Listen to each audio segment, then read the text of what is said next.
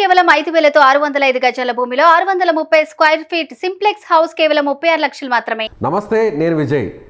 BRS party Telangana assembly ఎన్నికల్లో ఓటమి చవిచూసిన తర్వాత తాజాగా జరుగుతున్నటువంటి పార్లమెంట్ ఎన్నికల్లో అత్యధిక స్థానాల్లో గెలుపొందడానికి వ్యూహరచన చేస్తుంది. ఇప్పటికే ఆ పార్టీకి సంబంధించినటువంటి వర్కింగ్ ప్రెసిడెంట్గా ఉన్న కేటీఆర్ వరుస సమావేశాలు నిర్వహిస్తున్నారు. కొంతమంది అభ్యర్థులను కూడా ప్రకటిస్తున్నారు. అయితే ఇప్పుడు మెజారిటీ స్థానాల్లో లోక్సభ స్థానాలను కైవసం చేసుకోవాలంటే కేసీఆర్ను ఎంపీగా పోటీ చేయించాలని ఆ పార్టీ అధిష్టానం భావిస్తుంది. నిజంగా కేసీఆర్ పోటీ చేస్తే ఎక్కడి నుంచి పోటీ చేయబోతున్నారు? మెదక్ నుంచి ఆయన తిరిగి పోటీ చేసే అవకాశం ఉందా? దీనిపై విశ్లేషించడానికి మనతో పాటు Suman TV news chief editor Keshav గారు. నమస్తే కేశవ్ గారు. నమస్తే విజయ్. సో బీఆర్ఎస్ పార్టీ ఓడిపోయిన తర్వాత ఇప్పుడు జరుగుతున్నటువంటి లోక్సభ ఎన్నికలు అంటే టీఆర్ఎస్ నుంచి బీఆర్ఎస్గా అవతరించిన తర్వాత జరుగుతున్నటువంటి మొట్టమొదటి లోక్సభ ఎన్నికలు. ఈ ఎన్నికల్లో మెజారిటీ స్థానాలను గెలవాలని ఈసారి ఖచ్చితంగా కేసీఆర్ అనుకో మొత్తం టీం అంతా కూడా ఎదురు చూస్తుంది. అలా జరగాలంటే కేసీఆర్ని ఈసారి మెదక్ నుంచి పోటీ చేయించాలని భావిస్తుంది. నిజంగా ఆ పరిస్థితి ఉందంటారా? అంటే ఎలక్షన్ స్ట్రాటజీలో తెలంగాణ రాష్ట్ర సమితి, ఇప్పుడు భారత రాష్ట్ర సమితి అందివేసిన చెయ్యి అనేది మనం ఒప్పుకోవాల్సి ఉంటుంది. బట్ ఇప్పుడున్న పరిస్థితులు చాలా డిఫరెంట్ డైనమిక్స్ నడుస్తున్నాయి తెలంగాణలో. ఒకవైపు జాతీయ పార్టీగా ఉన్నటువంటి కాంగ్రెస్ అధికారంలోకి వచ్చింది, ఇంకొక జాతీయ పార్టీగా ఉన్నటువంటి బీజేపీ కూడా ఒక బలమైనటువంటి ప్రత్యర్థిగా నిలబడేటువంటి పరిస్థితి ఉంది. తెలంగాణ అనే పేరును తీసిన తర్వాత, భారత రాష్ట్ర సమితిగా ఆవిర్భవించిన తర్వాత వాస్తవానికి తెలంగాణ నాడి పట్టుకోవడంలో బీఆర్ఎస్ పార్టీ కొంత వెనకబడినటువంటి దాఖలాలు అయితే మొన్న ఎలక్షన్స్లో మనం చూసాం. ఇప్పుడు దాన్ని కాంపన్సేట్ చేసుకునేటువంటి క్రమంలో జాతీయ రాజకీయాలపైన ఫోకస్ పెట్టాలి అనేటువంటి ఆలోచన కేసీఆర్ గారు చేయడానికి అవకాశాలు అయితే మెండుగా ఉన్నాయి. కానీ ఆచరణలో అది ఎంతవరకు సాధ్యం అనేది కూడా ముఖ్యం. తెలంగాణలో కనుక అధికారంలో ఉంటే అప్పుడు జాతీయ రాజకీయాలపైన కేసీఆర్ గారు ఎక్కువ ఫోకస్ పెడతానికి సమయం దొరికేది, అవకాశం చిక్కేది. ఎందుకంటే ఈసారి అధికారంలోకి వస్తే కేటీఆర్కి ముఖ్యమంత్రి పీఠం అప్పగిస్తారనే ప్రచారం జోరుగా సాగింది. అదే క్రమంలో థర్డ్ ఫ్రంటా, ఫెడరల్ ఫ్రంటా, ఈ ఫ్రంట్ ఈక్వేషన్స్లో కేసీఆర్ గారు భారత రాష్ట్ర సమితి ఎలాగో ఏర్పాటు చేశారు కాబట్టి అటు మహారాష్ట్రలో, ఛత్తీస్గఢ్లో, ఒడిశాలో, అలానే కొంత పార్ట్ కర్ణాటకలో, కొంత ఆంధ్రప్రదేశ్లో పార్టీని జాతీయ పార్టీగా రూపాంతరం చెందించేటువంటి ఒక కార్యాచరణకు దిగుతారని అందరూ భావించారు. మహారాష్ట్రలో పార్టీ ఆఫీస్ కూడా ఓపెన్ చేశారు. మహారాష్ట్రలో ఓపెన్ చేశారు, ఆంధ్రాలో ఓపెన్ చేశారు. అలానే ఇన్ఛార్జీల నియామకాలు జరిగినాయి. ఒడిశాకి మాజీ సీఎం గిరిధర్ గమాంగ్ వచ్చి పార్టీలో చేరినటువంటి పరిస్థితి ఉంది. ఏకంగా శివాజీ వారసుల కుటుంబాన్ని తీసుకొచ్చి బీఆర్ఎస్లో మహారాష్ట్రలో జాయిన్ చేసుకున్నటువంటి పరిస్థితి ఉంది. కాబట్టి ఇవన్నీ ఒక హడావుడి చేసినటువంటి వాతావరణం అప్పుడు ఉంది. ఇప్పుడు తెలంగాణ ఇంటగేల్చి రచ్చగెలవాల్సినటువంటి పరిస్థితి ఉంది. కాబట్టి తెలంగాణలో ఏ విధంగా వ్యూహరచన చేయబోతున్నారు అనేది ఇప్పుడు ఆసక్తికరమైనటువంటి అంశం. అలానే రాష్ట్ర రాజకీయాల్లో ఉన్నటువంటి పరిమితుల్ని దృష్టిలో ఉంచుకొని కేసీఆర్ అసెంబ్లీకి అటెండ్ అవ్వడం కంటే పార్లమెంటుకి వెళ్ళడం శ్రేయస్కరం అనేటువంటి ఆలోచన అంతర్గతంగా జరుగుతున్నట్టుగా కూడా ఒక ఫీలర్స్ బయటకు వచ్చినటువంటి పరిస్థితి ఉంది. ఆల్రెడీ పార్టీకి సంబంధించి అంటే అపోజిషన్ లీడర్గా ప్రస్తుతానికి ఆయనే ఉన్నారు. ఎన్నికల బరిలో దిగాల్సి వస్తే కనుక ఖచ్చితంగా జాతీయ రాజకీయాలపైన ఫోకస్ పెట్టేటువంటి ప్రయత్నం అయితే చేయడానికి చాలా వరకు స్కోప్ కనిపిస్తుంది ఇందులో. సో ఒకవేళ అంటే లోక్సభ ఎన్నికల నాటికి ఆయన తిరిగి మామూలు ఆరోగ్యంతో తిరిగి ఆయన ఎన్నికల్లో పాల్గొనే అవకాశం ఉందంటారా? అంటే ఒక 2 నెలల విశ్రాంతితో మొత్తం సెట్ అయిపోతుంది అనేటువంటి విషయాన్ని డాక్టర్స్ చెప్పారు. కాబట్టి ఆల్రెడీ ఆయన 20 రోజుల నుంచి పూర్తి రెస్ట్లోనే ఉన్నారు. చిన్నగా అడుగులు వేయడం అది ప్రాక్టీస్ చేస్తున్నారు అనేటువంటి మాట చెప్పారు. ఈ నియోజకవర్గాల వారీగా సమీక్షలు కేటీఆర్ నిర్వహిస్తున్నారు. ఆయనకు కావాల్సినటువంటి దిశానిర్దేశం కేసీఆర్ గారు చేస్తున్నారు అనేది బయటకు వస్తుంది. ఆల్రెడీ చేవేళ్ల ఎంపీ క్యాండిడేట్ ఎవరనేది కూడా అనౌన్స్ చేశారు అధికారికంగా. మొదటి ప్రకటన బీఆర్ఎస్ పార్టీకి సంబంధించి చేవేళ్ల నుంచి రంజిత్ కుమార్ పోటీ చేస్తారు, సిట్టింగ్ ఎంపీకే అవకాశం ఇస్తారనేటువంటి ప్రకటన స్పష్టంగా చేశారు. ఇప్పుడు ఇక్కడ సమస్య ఎక్కడ వస్తుందంటే మెదక్ ఎంపీగా ఉన్నటువంటి కొత్త ప్రభాకర్ రెడ్డిని ఆల్రెడీ ఆయన ఎమ్మెల్యేగా పోటీ చేశారు, దుబ్బాక నుంచి రిప్రజెంట్ చేస్తున్నారు. ఇప్పుడు అక్కడ కొత్తగా ఎంపీని తీసుకురావాల్సినటువంటి పరిస్థితి ఉంది. గత ఎన్నికల్లో అంటే అసెంబ్లీ ఎన్నికల్లో ఎదురైనటువంటి అనుభవాన్ని రీత్యా చూస్తే బీఆర్ఎస్ పార్టీ ఎంపీల మార్పు అనేటువంటి అంశానికి అంటే సిట్టింగ్ ఎంపీలకు సంబంధించి మార్పులు చేర్పులు చేసే అవకాశం ఉందనేటువంటి చర్చ కూడా విస్తృతంగా జరుగుతుంది. కాబట్టి ఈ సమాలోచనల సారాంశం ఏ విధంగా ఉండబోతుందనేది చూడాలి. కేసీఆర్ కూడా లోక్సభ బరిలో దిగడానికి ఎక్కువ శాతం అవకాశాలు ఉన్నాయి.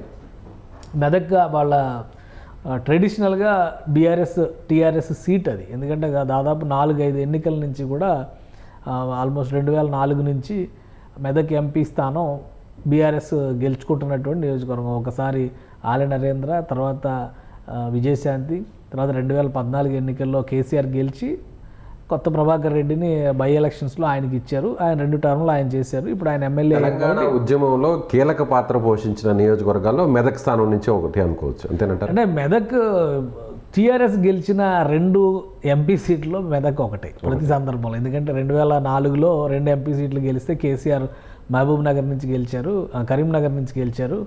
ఆయన ఆలె నరేంద్ర అక్కడి నుంచి ఎంపీగా గెలిచారు. ఇద్దరు కూడా మంత్రివర్గంలోకి వెళ్ళారు. తర్వాత 2009లో కేసీఆర్ మహబూబ్ నగర్ నుంచి పోటీ చేశారు. విజయశాంతి మెదక్ నుంచి ఎంపీగా కంటెస్ట్ చేశారు. 2014 వచ్చారు విజయశాంతి కాంగ్రెస్కి వెళ్ళారు కాబట్టి కేసీఆర్ అక్కడ నుంచి స్వయంగా బరిలోకి దిగారు. ఎంపీలో అసెంబ్లీ రెండింటికి పోటీ చేశారు. అసెంబ్లీ ఉంచుకుని ఎంపీ రిజైన్ చేశారు కాబట్టి కొత్త ప్రభాకర్ రెడ్డి అక్కడ అంటే ఈ 20 ఏళ్ల చరిత్రను చూస్తే కనుక క్లియర్గా అది టీఆర్ఎస్ సీటు అనేటువంటిది పక్కాగా అర్థమయ్యేటువంటి పరిస్థితి. అలానే లోక్సభ ఎలక్షన్స్లో కనుక సరైన పట్టు చూపించలేకపోతే పార్టీ అస్తిత్వం మరింతగా రాష్ట్రంలో దెబ్బతినేటువంటి పరిస్థితి ఉంది. కాబట్టి వీలైనంత ఎక్కువ నంబరు ఇప్పుడున్న సిట్టింగ్ ఈక్వేషన్స్లో చూస్తే బీఆర్ఎస్ పార్టీకి 9 మంది ఎంపీలు ఉన్నారు. 9కి 1 ఎక్కువ గెలిచినా కానీ చాలా పెద్ద విజయంగా మారే అవకాశం ఉంటుంది. ఎందుకంటే అధికారంలో ఈరోజు బీఆర్ఎస్ లేదు కాబట్టి. అలానే కాంగ్రెస్ పార్టీకి 3 ఎంపీ సీట్లు వచ్చినాయి. కనీసం 10 అన్నా గెలిచి పట్టు చూపించుకోవాలంటే అధిష్టానం దగ్గర పట్టు నిలుపుకోవాలి రేవంత్ రెడ్డి అంటే ఇక్కడ గెలవాల్సినటువంటి అవసరం ఉంది. ఎవరు ఊహించిన విధంగా బీజేపీ 8 ఎమ్మెల్యే సీట్లు గెలిచింది కాబట్టి వాళ్ళు కూడా 8 నుంచి 10 ఎంపీ సీట్లు కావాలంటే ఒక్క ఎంఐఎంకి హైదరాబాద్ సీటు మినహాయించి మిగతా 16 లోక్సభ కాన్స్టిట్యున్సీస్లో కూడా ఒక టఫ్ ఫైట్, ట్రయాంగిల్ ఫైట్ ఉండబోతుంది. దీన్ని మళ్ళీ తెలంగాణ వాదం పేరుతో ఆకట్టుకునే ప్రయత్నం కేసీఆర్ చేస్తారా, లేదంటే ఈ 3 నెలల పరిపాలనలో కాంగ్రెస్ వైఫల్యాలను ఎండగట్టడం ద్వారా ఓటు అడుగుతారా అనేది ఇక్కడ ఆసక్తికరమైనటువంటి. కాంగ్రెస్ అధికారంలోకి వచ్చిన వెంటనే ఇచ్చినటువంటి హామీల్లో మెజారిటీ హామీలను వెంటనే అమలు పరిచే విధంగా కూడా ఆల్రెడీ డెసిషన్స్ కూడా జరిగిపోతున్నాయి. ఆల్రెడీ కొన్ని పథకాలను కూడా అమల్లోకి తీసుకొచ్చేసారు. ఇలాంటి టైంలో మరి బీఆర్ఎస్ పార్టీ ఏ విధంగా 6 గ్యారెంటీలు 2 గ్యారెంటీల అమలు మొదలైపోయింది. మరొక 2 గ్యారెంటీల అమలు 28వ తేదీ నుంచి మొదలవుతుంది. ఇంకో 2 గ్యారెంటీలకు సంబంధించి కొంచెం సమయం కావచ్చు, బహుశా జనవరి ఆఖరి నుంచి అవి కూడా ప్రారంభించేటువంటి ప్రయత్నం చేయొచ్చు. అంటే మరీ ఎక్కువ డిస్టెన్స్ లేదు. ఎలక్షన్స్ జరిగి ప్రభుత్వం ఏర్పడి ఒక 6 నెలల నుంచి 8 నెలల వరకు కనుక సమయం ఉంటే కనుక అప్పుడు కొంత నెగిటివ్ అవ్వడానికి ఉండేది. ఇక్కడ 3 నెలల లోపే మొత్తం ఎలక్షన్స్ దగ్గరకు వచ్చేస్తున్నటువంటి వాతావరణం ఉంది. కాబట్టి కాంగ్రెస్ వైఫల్యాలను ఎండగట్టేటువంటి స్కోప్ చాలా తక్కువగా ఉంది.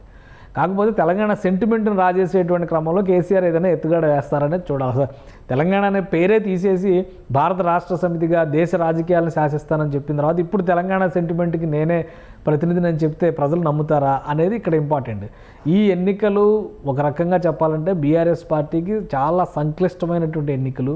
ఇప్పుడు కనుక పట్టు చూపించుకోకపోతే 2 జాతీయ పార్టీల కుమ్ములాట్లో బీఆర్ఎస్ పార్టీ పూర్తిగా నిర్వీర్యం అయిపోయేటువంటి వాతావరణం ఏర్పడినా కానీ ఆశ్చర్యపోవాల్సినటువంటి అవసరం లేదు. అందుకనే మొదటి రోజు నుంచే ఇమీడియట్గా సమీక్షలు మొదలుపెట్టారు, ఇమీడియట్గా అభ్యర్థుల ఎంపిక మొదలుపెట్టారు. ఇప్పుడు చాయిస్ కూడా ఎక్కువ ఉంటుంది. ఎందుకంటే సిట్టింగ్ ఎంపీలకి ఒకవేళ సిట్టింగ్ ఎమ్మెల్యేలు కనుక విజయం తీసుకొచ్చి ఉండుంటే సిట్టింగ్ ఎంపీలకే సీట్లు ఇవ్వడానికి అవకాశం ఉండేది. ఇప్పుడు ఓడిన ఎమ్మెల్యేల్లో కూడా సీనియర్లు కొంతమంది ఉన్నారు కాబట్టి ఆ ఇంపాక్ట్ చూపించేటువంటి క్రమంలో బలమైనటువంటి నాయకుల్ని పెట్టాలి అనేటువంటి ఆలోచన చేయొచ్చు. మార్పులు చేర్పులకు కూడా స్కోప్ ఉండొచ్చు. ఓవరాల్గా ఉన్నాయన్నీ 16 సీట్ల మీదే పోటీ అంతా నడుస్తుంది కాబట్టి ఆ 16 సీట్లని ఏ విధంగా ఎక్కువ స్థానాలు ఏ విధంగా గెలుచుకోవాలి అనేది ఆ వ్యూహరచనలో భాగంగా కేసీఆర్ బరిలోకి దిగడం ఖాయం. అది కూడా కరీంనగర్కి ఎంపీ క్యాండిడేట్, లోక్సభ క్యాండిడేట్ ఎవరనేది ఆల్రెడీ అనౌన్స్ చేసేశారు. వినోద్ కుమార్ గారిని గెలిపించండి అని అసెంబ్లీ ఎలక్షన్స్లోనే. ఈసారి కరీంనగర్లో మంచి పట్టు వస్తే కనుక కరీంనగర్ అసెంబ్లీ లోక్సభ స్థానం వినోద్ కుమార్ గారికి, బోయినపల్లి వినోద్ కుమార్ గారిని గెలిపిస్తే కనుక మీకు అద్భుతాలు చేస్తామని చెప్పారు. ఇప్పుడు చేవెళ్ళ ఎంపీకి డిక్లరేషన్ అయిపోయింది.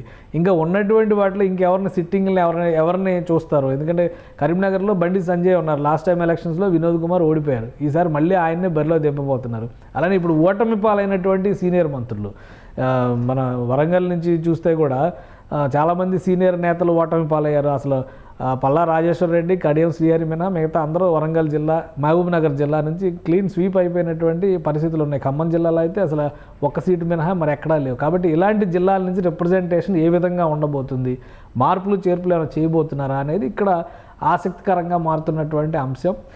కేసీఆర్ కనుక బరిలో దిగితేనే ఎలక్షన్స్లో ఒక క్లియర్ ఊపు అనేది తీసుకురాగలుగుతాం అనేటువంటి ఆలోచనతో బీఆర్ఎస్ పార్టీ ఉన్నట్టుగా కనిపిస్తుంది. కాబట్టి ఖచ్చితంగా కేసీఆర్ బరిలో దిగుతారు.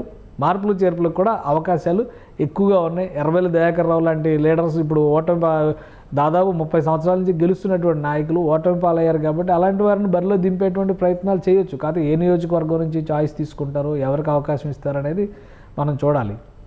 హైదరాబాద్లో ఉన్నటువంటి నియోజకవర్గాలు కూడా కొన్ని ఖాళీ ఉన్నటువంటి నియోజకవర్గాలు ఉన్నాయి.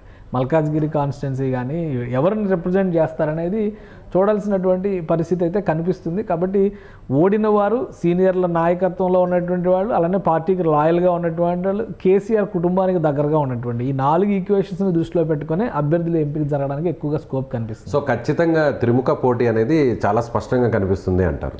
త్రిముఖ పోటీ క్లియర్గా ఉంది. ఎందుకంటే ఇప్పుడు కాంగ్రెస్ ఇప్పుడు అధికారంలో ఉంది కాబట్టి కాంగ్రెస్ తన పట్టు నిలబెట్టుకోవాల్సినటువంటి పరిస్థితి ఉంది. ఆల్రెడీ లాస్ట్ టైం ఏమీ లేని సమయంలోనే 3 సీట్లు కాంగ్రెస్ పార్టీ గెలుచుకుంది తెలంగాణలో. బీజేపీ ఎవరు ఊహించిన విధంగా లాస్ట్ టైం ఎలక్షన్స్లో 4 సీట్లు గెలుచుకుంది. సో 11 ఎంపీ సీట్లు 2014లో గెలుచుకున్నటువంటి బీఆర్ఎస్ పార్టీ 9కి తగ్గిపోయినటువంటి పరిస్థితి. అధికారంలోకి వచ్చిన తర్వాత కూడా లాస్ట్ టైం జరిగినటువంటి పరిణామం అది. ఈసారి అధికారాన్ని కోల్పోయింది బీఆర్ఎస్ పార్టీ. కాబట్టి ఈసారి బీఆర్ఎస్ పార్టీ పరువు నిలబెట్టుకోవాలంటే డబుల్ డిజిట్ సీట్లు కొడితే కానీ ఆ వాల్యూ ఎక్కువ ఉంటుంది అనేటువంటి ఆలోచన బీఆర్ఎస్ పార్టీకి ఉంది. కానీ బీఆర్ఎస్ పార్టీని ఇప్పుడు దెబ్బ కొడితేనే రాబోయేటువంటి రోజుల్లో జాతీయ పార్టీలు స్కోప్ ఉంటుందనేటువంటి ఆలోచనతో బీజేపీ ఆల్రెడీ వ్యూహం రచన చేస్తున్నటువంటి పరిస్థితి. బీజేపీలో కూడా ఆసక్తికరమైన పరిణామం అంటే కీలకమైన నేతలు చాలామంది ఓడిపోయారు. ఈటెల రాజేందర్ కానీ, దుబ్బాక నుంచి రఘునందన్ రావు కానీ వీళ్ళందరినీ ఇప్పుడు రేపు ఎంపీలుగా బరిలో దింపడానికి బీజేపీకి ఒక ఆప్షన్ తోడైంది. బలమైనటువంటి నాయకులుగా ప్రజల్లో చలామణి అయినటువంటి వాళ్ళని ఏ నియోజకవర్గం నుంచి అయినా కానీ, బట్ వాళ్ళని ప్రజల ముందరికి జనాకర్షణ కలిగినటువంటి నాయకులుగా మరొకసారి వాళ్ళని తీసుకెళ్లేందుకు ఒక స్కోప్ బీజేపీకి ఏర్పడింది.